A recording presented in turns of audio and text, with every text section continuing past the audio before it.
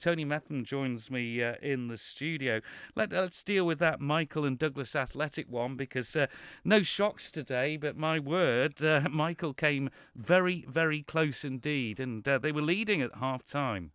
Yes, they were, and a surprise goal scorer, Tim. It's Andy Glover, who's not refereeing at the moment. He's decided to put the boots back on, and after 22 minutes, he gave Michael the lead, and they were going well because it was 1-0 at half-time, but it was only 20 minutes from the end. Martin Cowan came up trumps for Douglas Athletic to make it 1-1, and 1-1 it was after full time, and then it went into a penalty shootout, and haven't got the goal scorers in the penalty shootout, but Douglas Athletic got through with a 4-3 victory on penalties, and they're into the hat later on.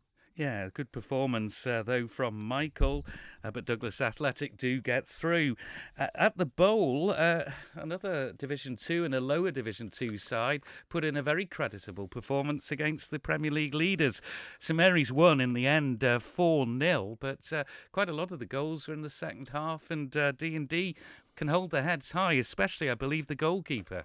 Yeah, and I raced down to watch this one because the game kicked off at 2:30, the others 1:15, purely for the light, and it was a good day, so we probably could have got away with a bit of a later kick-off, but we daren't take that chance. And as I arrived at the Bowl, Jack McVeigh had given St Mary's the lead, and 1-0 it was at half-time, but then Frank Jones with a couple of goals, Carl Clark got one as well, and excellent goalkeeping by William Gavin, the goalkeeper for D&D, pulled off 2 or 3 really good saves. Not too many chances for Douglas and District to talk about, but certainly they worked hard defensively. They had to, and probably Liam Bowley had a couple of really good chances, but hit them wide. So he'd just come on as a came on as a substitute and should have really scored a couple, but it didn't quite happen for him. And Douglas and District will be well and truly happy with their performance, but St Mary's go through into the next round of the Cup. Another game that went to extra time was Braddon and Ramsey Youth Centre. 1-1 it was at full time, but then Youthy ran riot in extra time and won 5-1. And one person ran riot because when I heard the latest score from it, it was Ramsey Youth Centre were in the lead 1-0, Darren Hudson with the goal, and then Nick Harvey midway through the second half made it 1-1, and they were going well, and that was the score at full time. But then it went into extra time, and 3 minutes into extra time, Tim, so you always wonder if it happened 3 minutes earlier, it could have gone a different way. But Ramsey Youth Centre got their second goal, and then 2 goals within 3 minutes by Darren Hudson made it 4-1. And then there was another goal scorer. Don't know which way around it was, but Harry Grant got one, and Tony Corlett got the other one. So a super result that for Ramsey Youth Centre, and also gives it a bit of a mark, Tim, of where they are in the league as well, because Ramsey Youth Centre slipped off the pace a little bit. Braddon have been going well, but a heavy defeat against Union Mills up at Gary Moore, and now a heavy defeat in the ECAP FA Cup just shows that Ramsey Youth Centre might be back on song. No surprise at Marown. It was 2 for Marown and Russian with 7, but it was tight early doors. Well, it was because Mikey Williams scored in the first 5 minutes, and a great header by him, and you just thought to yourself it's going to be possibly one-way traffic in this one, but Marown settled themselves and they equalised. Connor Gilbert got the goal, and then Marown had a really good spell, and they could have quite easily have gone into the lead, but it didn't quite happen. And then Ryan Crawley scored on 24 minutes. Nice to see him back playing again because he got injured not too long ago. Some serious dental problem there, but hopefully it'll get sorted. And then Aaron Hawley, 5 minutes or 6 minutes later, made it 3-1. Cameron Avery, goal of the season, but it's an own goal, Tim, because I think he just misjudged where he was, and cross was in, and I thought, what's he doing here? Because I thought it was a Russian player, and headed it straight in. He just misjudged where he was in the penalty area, and when he scored, it just, you thought to yourself, it's not going to be their day. Alex Maitland capitalised on a mistake by the goalkeeper to make it 5-1, but then Jordan Watterson made it pretty well safe, I think, at 6-1 on 55 minutes. But then Marown got their second of the game. Sorry, Jordan Corkle it was, who got an own goal, 6-2. And then Greg Norris, who's an absolute cracking player, substitute today. Believe he's leaving the island again shortly, but I've been impressed with him since he's been here. And he struck a super shot took a bit of a deflection, didn't matter. It was goal bound anyway, and 7-2 it finished for Russian.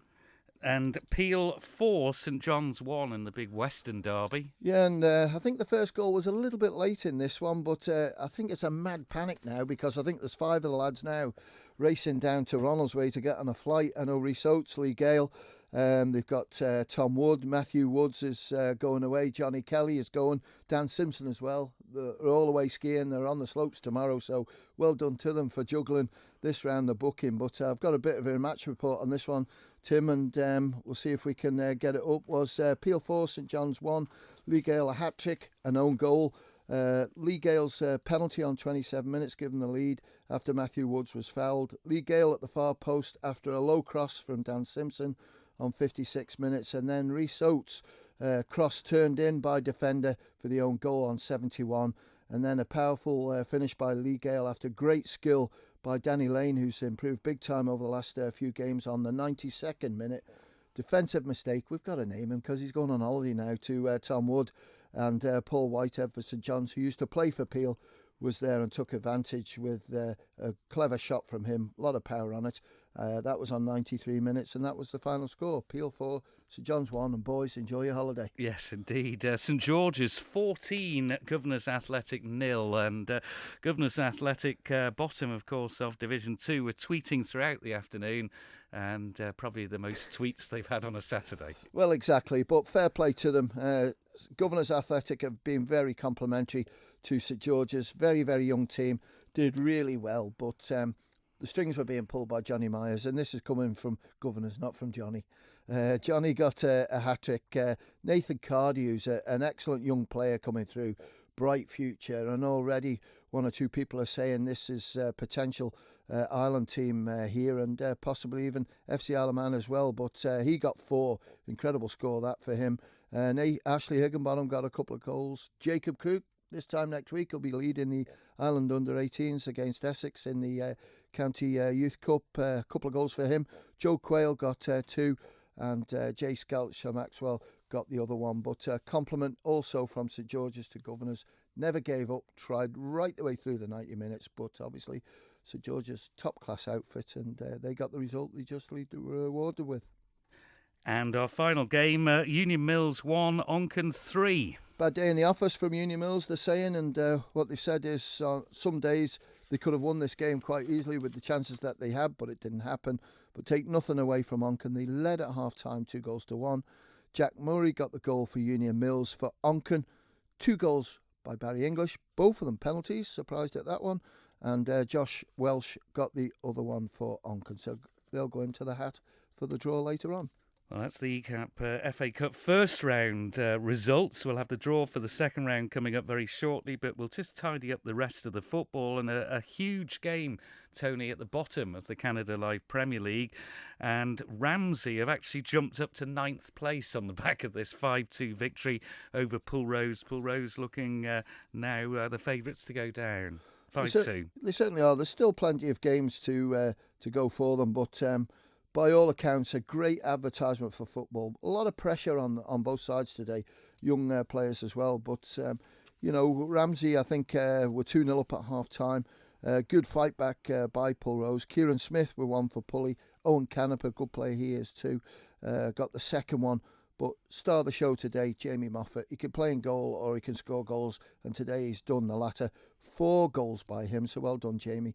And Cameron Torr got the other one. So settles the nerves a little bit for Ramsey, but I think the pleasing thing for both sides is the standard that they played and the way they conducted themselves. Well done to both teams.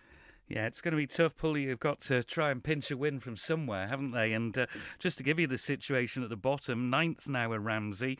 They're on 4 points, but their goal difference is -22. The others are separated on -31 goal difference, and it's on goals scored. So 10th are Douglas Royal, 11th Marown, and 12th Pulrose. Just the one place, of course, with Castletown already going down. Yeah, I think Royal will be fine, Tim. They've made some great signings just before Christmas. I think you'll see Royal climb up the table, but the pressure's still on them. And as we say, we're in the final sort of half of the season now, because most clubs are coming up to have played their half-season games, and pressure's on them. They've got to win against these teams they're battling with. JCK Limited Division 2, Foxdale 7, Maloo 2 on a pretty boggy Billy Goat Park, I'm led to believe. I would say so, but that's what football's all about. And today, Foxdale did all the damage, I think, in the first half. They were 4-0 up, and when Jay Chatwood's in the form like he was today, he got 4. Stewie Morrison's an excellent player. He got a couple. Cannonball, Liam Cannon got one as well. But for Maloo, Jack Gilbert scored one from the penalty spot, and Brett Olcott got the second one. It does mean Foxdale move up above Ramsey Youth Centre now into 7th place, and they do have a considerable number of games in hand as well, so could get involved in the promotion picture. There's some race going on in Division 2, There's a lot Tim, of and I don't teams know in if there, you aren't there? track it now, and if I was a betting man, I wouldn't know where to put my money. I think after watching... Well, I do track it because I can tell you Colby, the hometown, are in the top of the table at the moment. I didn't see you last week, though. It's too cold for you, but no, Colby are going well and scoring plenty of goals. But they have played more games than the teams behind them. But points on the board? That's it. They played 13. It didn't matter. And like last week was a great performance against Duncan, a team that were right up there as well. But I still think Ayr United and certainly St John's Union Mills are going to have a big say in where it's going to go. Yeah, it's wide open. It is. Canada Life Combination 1, Old Boys 1, Peel 3. Tight game because Old Boys conceded very early on, and I think Old Boys thought it was going to be a long day, but they hung in there. Liam Knifton with a goal for Peel. Alex Akalango, I think it is, got a goal, and Jack Elliott got the other. Alan Larissy, who's probably the only one who seems to be able to score for Old Boys on a regular basis, got the other. But at least Old Boys got it sorted out, kept it tighter, and it could have run away like the game they did have recently against St Mary's, where they were beaten comfortably. JCK Limited Combination 2, 3 games here. Maloo 1, Braddon 3. Haven't got Maloo's goal scorer, but for Braddon, Josh Brew with a couple of goals. John McCollum, I think it is, got the other one, so good performance in the end by Braddon. And it was Onken 2, Ayr 3. Yeah, and Onken's both goals were scored by Bernard Renauld, so that's a rare name for me for Manx football. Ayr United, we haven't got there, 3 scorers. If you can, text us through 166177 and we'll give the scorers a mention. We will indeed. In the final game, St John's 4, Jims 2. Yeah, well done to St John's. They've been struggling with a lot of injuries and sickness of late and haven't been able to get teams out. But today, Lewis Daly with a hat-trick. Well done, Lewis. And one of the older players in Manx football now, I've got to say that. I work with him, but he's not that old. But he's on the score sheets. And well done to Liam Harrison, and Happy New Year, Liam.